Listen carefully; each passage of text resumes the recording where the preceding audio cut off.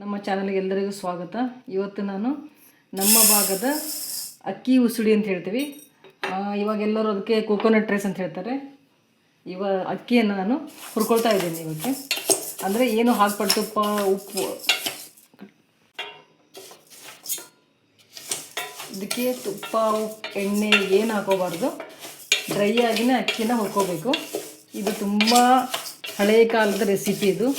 ಇವಾಗ ಇತ್ತೀಚೆಗೆ ಬಂದಿರೋದು ಪಲಾವು, ಪುಳಿಯೋಗರೆ, ಟೊಮೆಟೊ ಬಾತು, ರೈಸ್, ಬೇರೆ ಬೇರೆ ಎಲ್ಲ ರೈಸ್ ಬಂದಿದೆ. ಈ ಅಕ್ಕಿ ಉಸುಳಿ ತುಂಬ ಅಂದರೆ ಒಂದು 30-40 ವರ್ಷದ ಹಳೆ ಪದ್ಧತಿಯಲ್ಲಿ ಮಾಡೋ ರೀತಿ ರೆಸಿಪಿ. ಆವಾಗ ಮನೆಯಲ್ಲಿ ಎಲ್ಲರ ಮೇಲೆ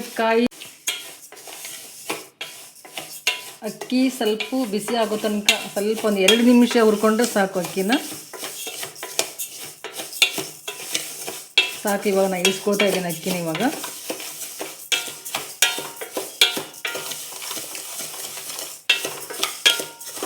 ಅಕ್ಕಿ ಈ ಥರ ಆಗೋ ತನಕ ಒಂದು 2-3 ನಿಮಿಷ ಹುರ್ಕೊಂಡ್ರೆ ಸಾಕು. ಅಕ್ಕಿ ಸ್ವಲ್ಪ ಒಂಥರ ದಪ್ಪ ಅನಿಸುತ್ತೆ, ಸ್ವಲ್ಪ ಚೂರು ದಪ್ಪ ಆಗುತ್ತೆ, ಅಷ್ಟೇ ಸಾಕು. 2 ನಿಮಿಷ ಸಾಕು. 2 ಸ್ಪೂನ್ ಎಣ್ಣೆ,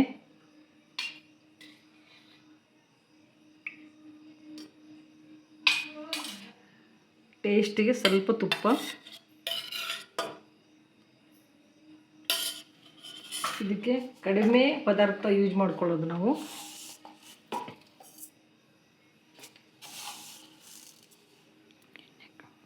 ಸರಿ ಒಂಚೂರು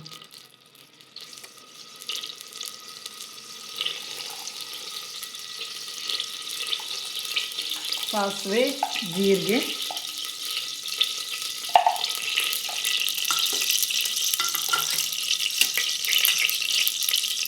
ಈರುಳ್ಳಿ,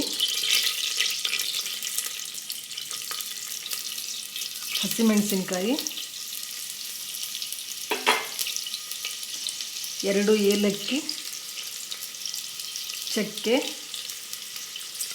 4 ಲವಂಗ, ಹಸಿ ಶುಂಠಿ, ಬೆಳ್ಳುಳ್ಳಿ ಜಜ್ಕೊಂಡಿದ್ದೇನೆ ನಾನು ಕೈಯಿಂದನೇ.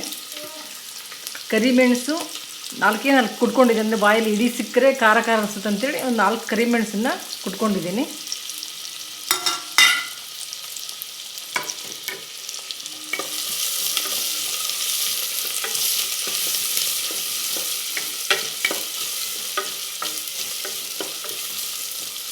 ಹತ್ತು ನಿಮಿಷದಲ್ಲಿ ಮಾಡುವಂತಹ ರೆಸಿಪಿ ಇದು. ಅಕ್ಕಿ ಉಸುಳಿ ಅಂತ ಹೇಳ್ತಾರೆ ನಮ್ಮ ಭಾಗ ಕಡೆ ಇದನ್ನ. ಈರುಳ್ಳಿ ಸ್ವಲ್ಪ ಕೆಂಪಾಗೋ ತನಕ ಬೇಯಿಸ್ಕೊಂಡು,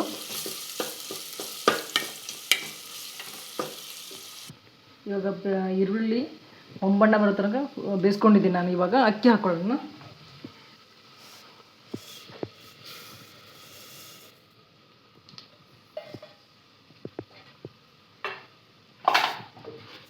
ಇದೊಂದು ರೆಸಿಪಿಲಿ ನಾವು ಅಕ್ಕಿಯನ್ನು ತೊಳೆಯೋದಿಲ್ಲ. ಅಕ್ಕಿ ಹುರ್ಕೊಂಡು ತೊಳೆಗಾಗಿ ತೊಳೆಯಂಗಿಲ್ಲ ಅಕ್ಕಿನ. ಇವಾಗ ನೀರು ಹಾಕ್ತೀನಿ ನಾನು.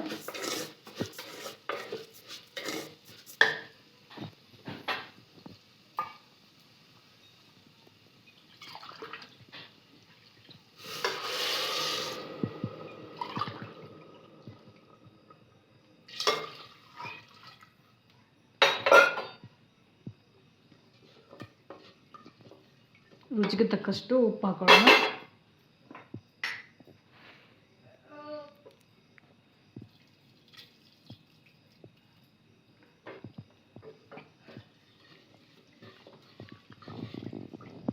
ಈ ರೆಸಿಪಿನ ನಾನು ನಮ್ಮ ಮಾಮನ ಹೆಂಡತಿ, ನಮ್ಮ ಅತ್ತೆ ಆಗಬೇಕು, ಅವರಿಂದ ನಾನು ಕಲಿತಿರೋ. ಸುಮಾರು ಒಂದು 20 ವರ್ಷಕ್ಕೆ ಹಿಂದೆ. ಆವಾಗ ನಮ್ಮ ಮನೆಯಲ್ಲಿ ನಮ್ಮ ಅತ್ತೆಯವರು ಮಾಡ್ತಾಯಿದ್ರು.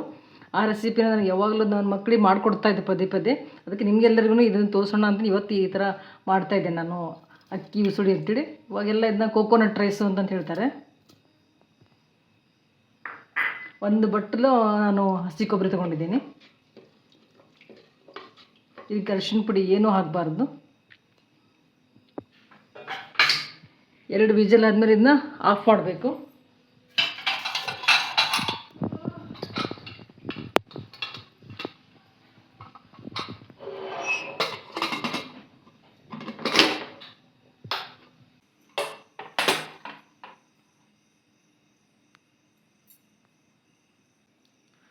ಬಿಸಿಯಾದ ಅಕ್ಕಿ ಉಸುಳಿ ರೆಡಿಯಾಗಿದೆ. ಮನೆಯಲ್ಲಿ ಮಾಡಿಕೊಂಡು ನೀವು ರುಚಿ ನೋಡಿ ಕಮೆಂಟ್ ಮಾಡಿ. ನೋಡಿ ಎಷ್ಟು ಉದುರಾಗಿ ಬಂದಿರುತ್ತೆ. ಹಸಿ ಕೊಬ್ಬರಿ ಆಗಿರೋದನ್ನ ತಿನ್ನಲು ತುಂಬ ಟೇಸ್ಟ್ ಆಗಿರುತ್ತದೆ. ಆರೋಗ್ಯಕ್ಕೂ ತುಂಬ ಒಳ್ಳೆಯದು. ನಮ್ಮ ಚಾನಲನ್ನು ಸಪೋರ್ಟ್ ಮಾಡಿ, ಶೇರ್ ಮಾಡಿ. ಕರ್ನಾಟಕದ ರೆಸಿಪಿಗಳು ಹಾಗೂ ಸುಲಭ ಸಿಹಿ ತಿಂಡಿಗಳು, ಉತ್ತರ ಕರ್ನಾಟಕದ ವಿಶೇಷ ಅಡುಗೆಗಳು ಹಾಗೂ ಮನೆಯ ಅಡುಗೆ ವಿಡಿಯೋಗಳಿಗಾಗಿ ಮನೆ ರುಚಿ ಚಾನಲ್ಗೆ ಸಬ್ಸ್ಕ್ರೈಬ್ ಮಾಡಿ ಮತ್ತು ಬೆಲ್ ಐಕಾನನ್ನು ಒತ್ತುವುದನ್ನು ಮರೆಯಬೇಡಿ.